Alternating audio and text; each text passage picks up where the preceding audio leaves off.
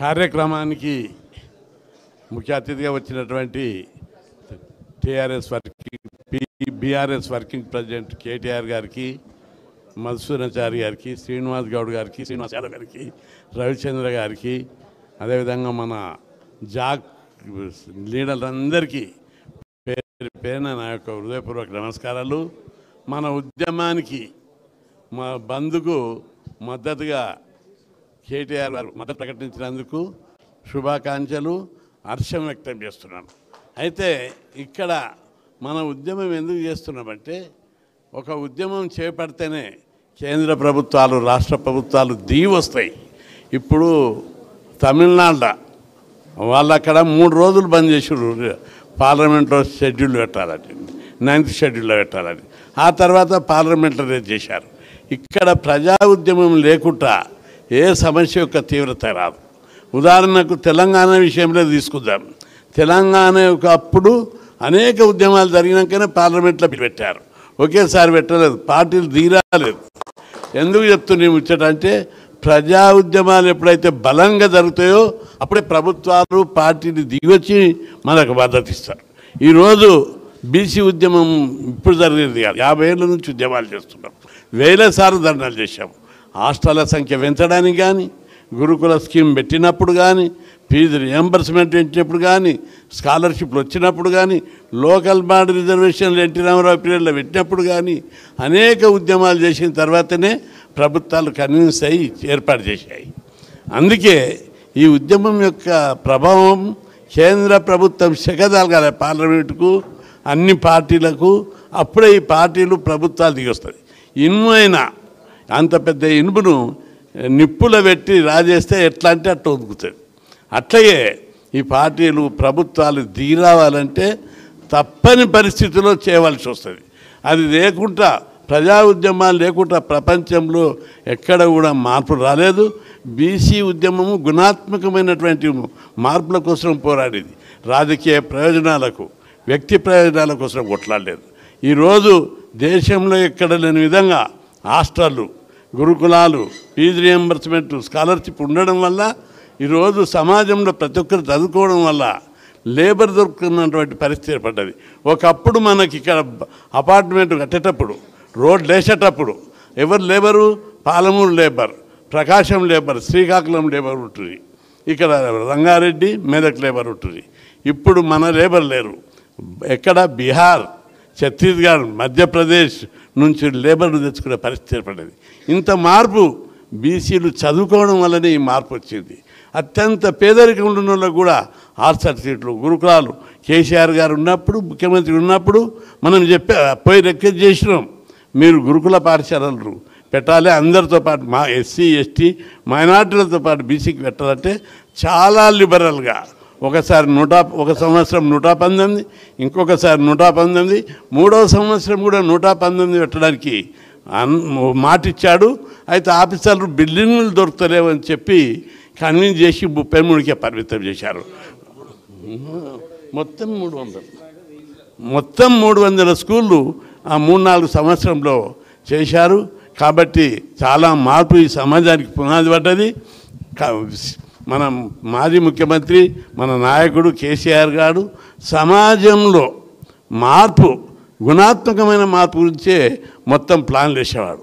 మనం కూడా మన బీసీ ఉద్యమాలు కూడా సమాజంలో ఏదో ఒక వ్యక్తికి, ఎవరు నాయకునికి మార్పు కోసం కాదు, ప్రతి ఒక్కరు చదువుకోవాలి, చదువు ద్వారానే ఈ సమాజంలో గుణాత్మకమైన మార్పు వస్తుందని చెప్పి మొదటి నుంచి పోరాడుతున్నాం.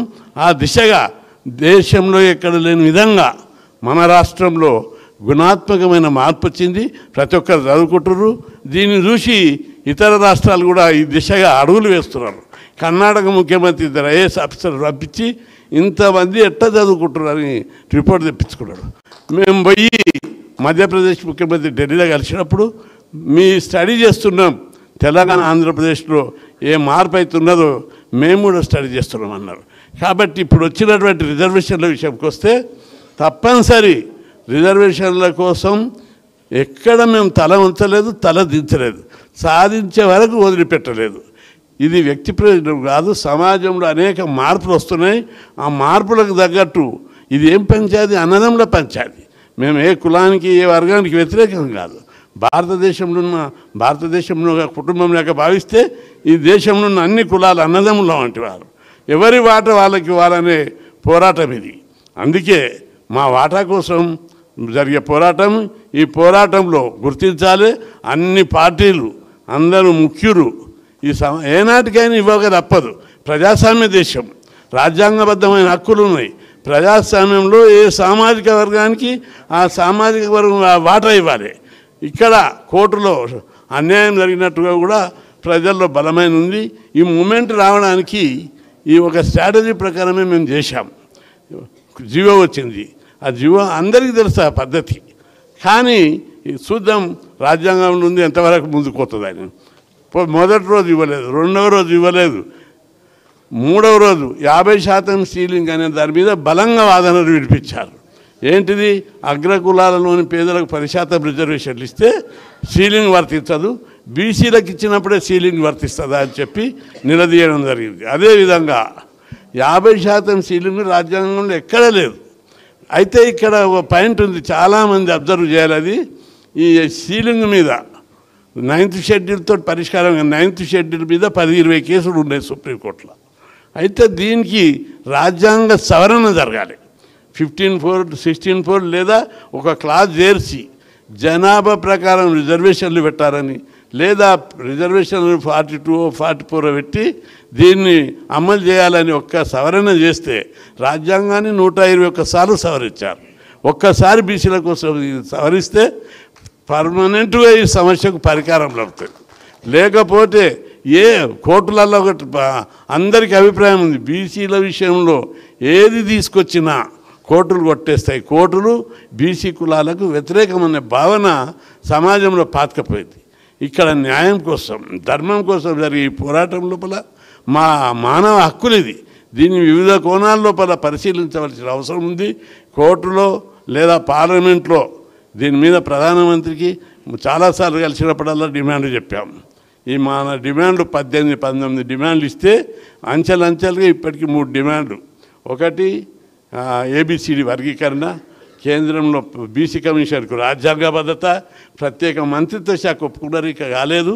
అదేవిధంగా కేసీఆర్ పీరియడ్ నుంచి ఒప్పుకున్నారు. అది మొన్నమైనప్పుడు గట్టిగా చెప్తే ఆ ప్రాసెస్ ఉంది. అది ఇప్పుడు ఈ జనాభా లెక్కలది, చట్టసభల రిజర్వేషన్ల మీద ఒక బలమైనటువంటి ఉద్యమాన్ని మనం నిర్మిస్తే, మీరు మద్దతు ఇస్తే తప్పనిసరి బలమైన ఉద్యమం నిర్మిస్తాం.